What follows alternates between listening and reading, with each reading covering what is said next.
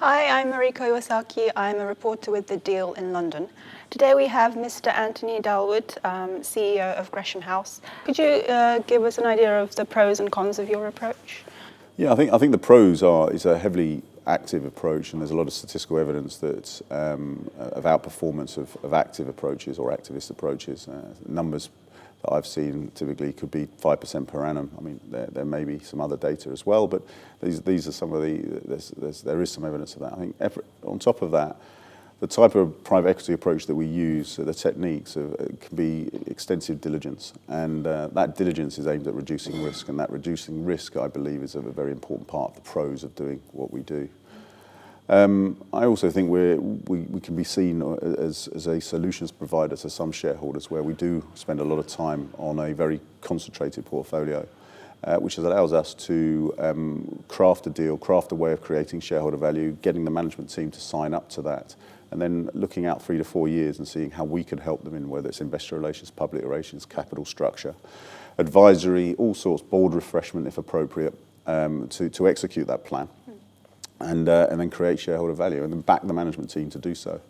Of course, if they do go off the rails, like in any normal business, we'll be there, and if it's sensible, we'll back them for the next stage. If we have to make changes, we'll support the changes. But we can be viewed also as that solutions provider, spending a lot more time on single asset investments. Okay. And how do other shareholders come into the picture?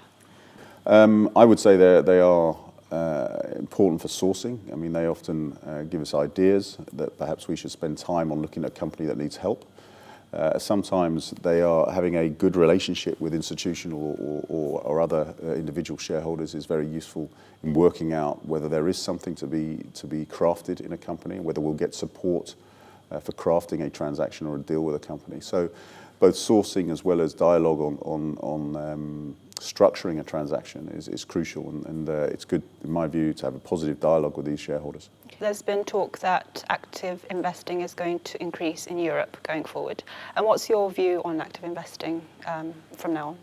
Yeah, I think in the short term, I can see that happening. And why? I think not so much of a structural growth in activist investing, but more in where we are in the financial and investment cycle. And when you get towards the end of a cycle, and then where value is hard to come by, and you have to try and create it through some sort of catalyst or some significant structural change, that's when activists start saying, well, we can't get our returns from the more traditional investing. Perhaps there's somewhere else to go, and we have to then get our hands dirty and make things happen.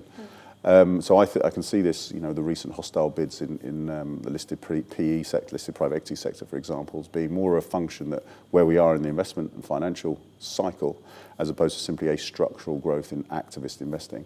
But there's no question there's been a long-term trend to more active investing, and the spectrum of active investing can go anything from consensual engagement through to what we do, which is trying to back management teams with new growth stories, primary capital, or other ways of adding value, investor relations, public relations, all the way through to the hostile side of things, which is where you're beginning to see that today.